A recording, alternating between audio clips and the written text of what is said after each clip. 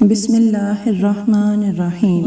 حضرت داؤد علیہ السلام کی قوم کے 70,000 آدمی عقبہ کے پاس سمندر کے کنارے ایلا نامی گاؤں میں رہتے تھے، اور یہ لوگ بڑی فراخی اور خوشحالی کی زندگی بسر کرتے تھے۔ اللہ تعالیٰ نے ان لوگوں کا اس طرح امتحان لیا کہ سنچر کے دن مچھلی کا شکار ان لوگوں پر حرام فرما دیا اور ہفتے کے باقی دنوں میں شکار حلال فرما دیا، مگر اس طرح ان لوگوں کو آزمائش میں مبتلا فرمایا کہ ہفتے کے دن بے شمار مچھلیاں آتی تھیں اور دوسرے دنوں میں سمندر میں مچھلیاں نہیں آتی تھیں۔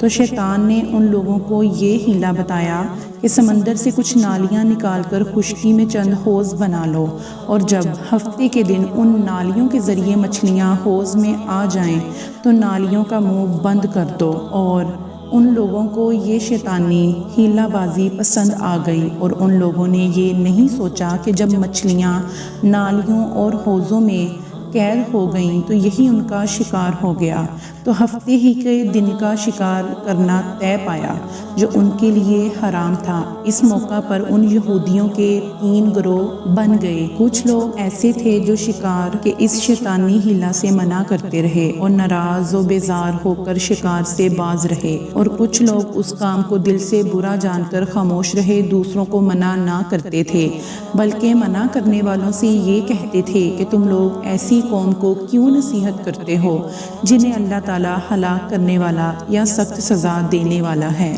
اور تیسرا گروہ وہ سرکش و نافرمان لوگوں کا تھا جنہوں نے حکم خداوندی کی علانیہ مخالفت کی اور شیطان کی حیلہ بازی کو مان کر ہفتے کے دن شکار کر لیا اور ان مچھلیوں کو کھایا اور بیچا بھی۔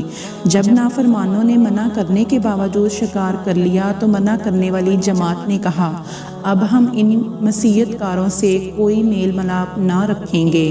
چنانچہ ان لوگوں نے گاؤں کو تقسیم کر کے درمیان میں ایک دیوار بنا لی اور عام درخت کا ایک الگ دروازہ بھی بنا لیا۔ حضرت داؤد علیہ السلام نے غضبناک ہو کر شکار کرنے والوں پر لعنت فرما دی۔ اس کا اثر یہ ہوا کہ ایک دن خطا کاروں میں سے کوئی باہر نہیں نکلا تو انہیں دیکھنے کے لیے کچھ لوگ دیوار پر چڑھ گئے تو کیا دیکھا کہ وہ سب بندروں کی صورت میں مسخ ہو گئے ہیں، ان کی صورتیں بندروں جیسی بن گئی ہیں۔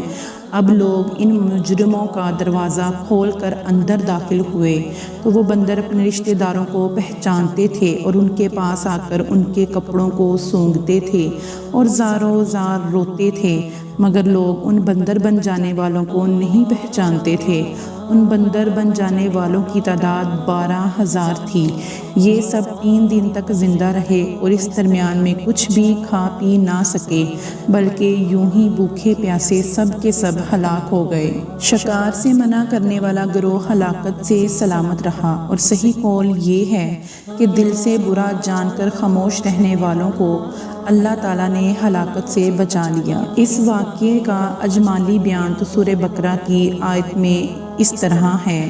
ترجمہ: اور بے شک ضرور تمہیں معلوم ہے تم میں کہ وہ جنہوں نے ہفتے میں سرکشی کی تو ہم نے ان سے فرمایا کہ ہو جاؤ بندر، دھتکارے ہوئے۔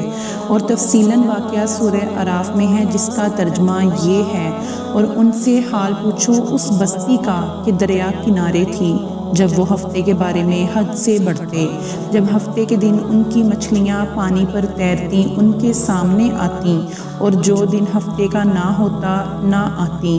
اس طرح ہم انہیں آزماتے تھے ان کی بے حکمی کے سبب۔ اور جب ان میں سے ایک گروہ نے کہا، کیوں نصیحت کرتے ہو ان لوگوں کو جنہیں اللہ ہلاک کرنے والا ہے یا انہیں سخت عذاب دینے والا؟ بولے تمہارے رب کے حضور معذرت ہو، اور شاید انہیں ڈر ہو۔ پھر جب وہ بھلا بیٹھے جو نصیحت انہیں ہوئی تھی، ہم نے بچا لیے وہ جو برائی سے منع کرتے تھے، اور ظالموں کو برے عذاب میں پکڑا، بدلہ ان کی نافرمانی کا۔ پھر جب انہوں نے ممانعت کے حکم سے سرکشی کی، ہم نے ان سے فرمایا کہ ہو جاؤ بندر، دھتکارے ہوئے۔